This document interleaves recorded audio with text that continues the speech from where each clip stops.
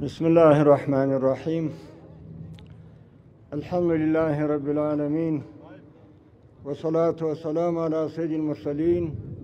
وعلى آله وأصحابه أجمعين. أما بعد، فأعوذ بالله من الشيطان الرجيم. بسم الله الرحمن الرحيم. يا أيها الذين آمنوا لم تقولون ما لا تفعلون كبر مقتا عند الله أن تقولوا ما لا تفعلون. صدق الله العلي العظيم وصدق رسوله النبي الكريم.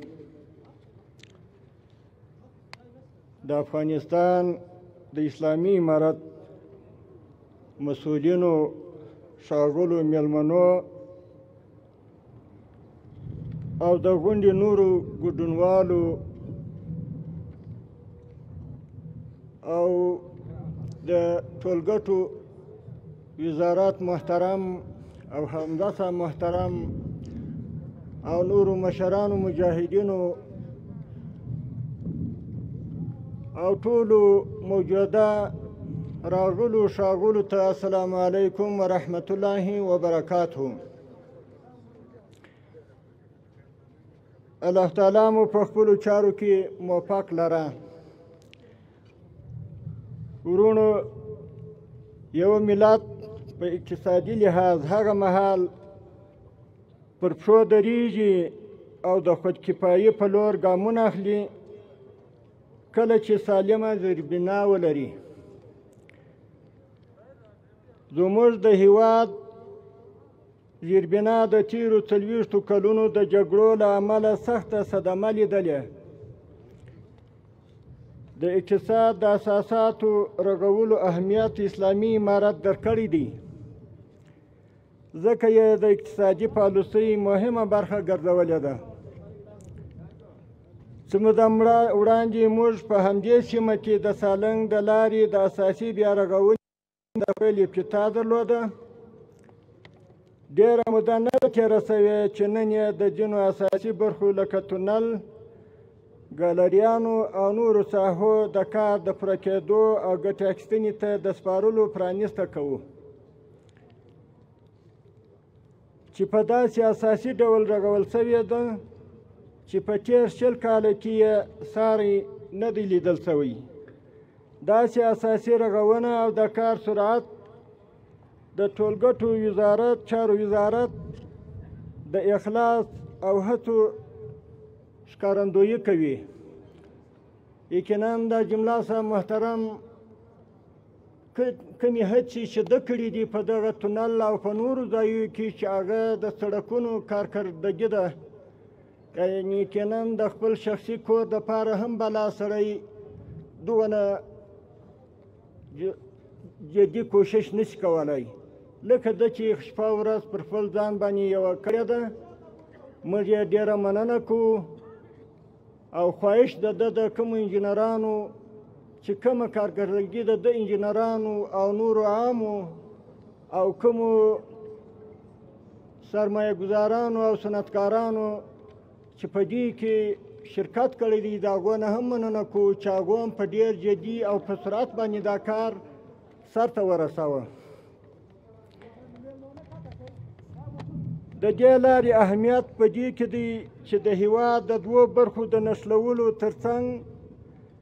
د جنوبي او منځني اسیا ترمنځ د ترانزیت رول لوبوي. بل د افغانستان شمال و جنوب سره نښلوي. نن زه ټول د افغانستان ولس او ملت ته مبارکي وایم چې عامه لار نن ورځ پرانیستل کېږي، چې دا به زموږ د ټولو تجارانو وروڼو او د ټولو سرمایه ګزارانو وروڼو لپاره یو ډېره غټه لاسته راوړنه وي.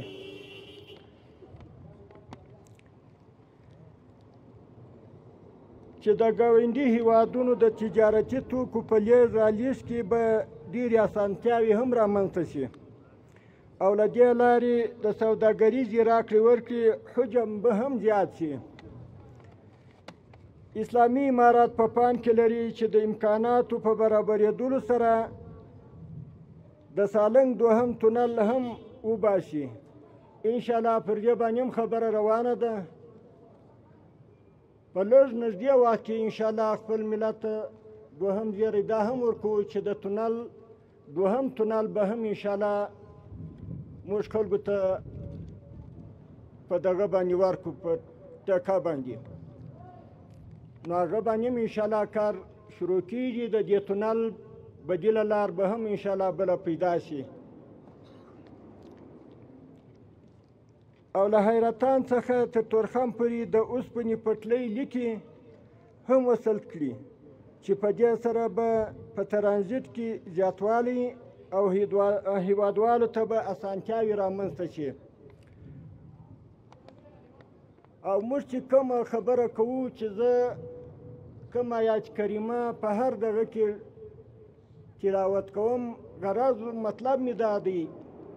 چې څه وایم یا څه وایي د افغانستان اسلامي امارت هغه په رښتوني ډول باندې عملي کوي صرف د ولس او د ملت د غولولو د خطا ایستلو خبره نه کوي نو موږ هم د خپل ولس د خپل ملت څخه دا خواهش لرو چې ښه په اخلاص او په صداقت د خپل حکومت او د خپل اسلامي امارت تر شا ودرېږي او انشاءالله د دوی چې کوم مشکلات دي د هرې نګاه څخه هغه به انشاءالله موږ کوشش کوو چې هغه مشکلات په هر ځای کې که د لارې په بخش کې که د سړک په بخش کې انشاءالله د دوی د مشکلاتو د حل کولو لپاره موږ جدي هڅې کوو او کوشش کوو چې خپل افغانستان په خپله آباد کو او کوشش کوو چې خپل افغانستان خپله خودکفا کو هیڅ چاته احتیاج پیدا نه کړو الحمدلله په دغه کار کې چې نن موږ افتتاح کوو په دې کې نه کم خارجي نه کم بل غیر ملکي سړی په دې کې نه کومه نقشه ورکړې ده نه کومه هدایت او توصیه ورته کړې ده دا زموږ د افغانانو انجینرانو تخنیکي او مسلکي کسانانو کار کړی دی دوی ته تبریکي وایو خدا پاک دې د آینده دپاره په نورو داسې کار کولو کې هم کومک او مدد ورسره وکړي او لا دې کامیابه او بریالي ولري السلام علیکم ورحمة الله وبرکاته